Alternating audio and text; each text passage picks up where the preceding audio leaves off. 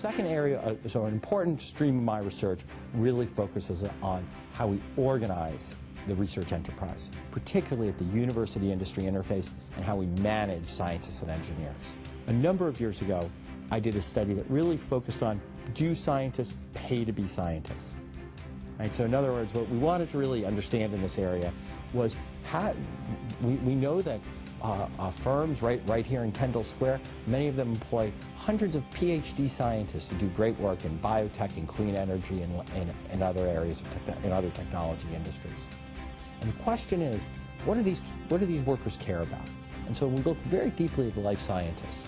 And it turns out that one of these things that these life scientists really focus on is their ability to choose their own research agenda and be able to be part of the scientific community, to publish, right? Maybe to also patent, but also to publish.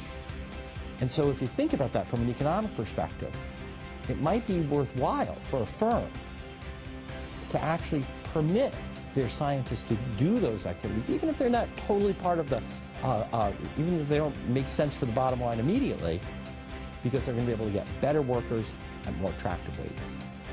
Right? And so what we did was we did a study in which we took advantage of the fact that individual scientists, when they're on the job market, they face multiple job offers, where they were kind of choosing among jobs. And what we were able to do is say, even when one looks at a single scientist, one can document, one can observe a trade-off between some firms offered less freedom, but higher wages. Other firms offered lower wages, but more freedom. What we even observed was that many of the scientists chose the lower wage, higher freedom jobs. We, in follow-on work, really right at the university-industry divide, we've now looked at that and said that kind of paying for scientists, scientists paying to be scientists effect, is going to particularly affect really kind of very speculative research upstream, where it's worthwhile to get an option value on great scientists doing great work well before it gets to the market.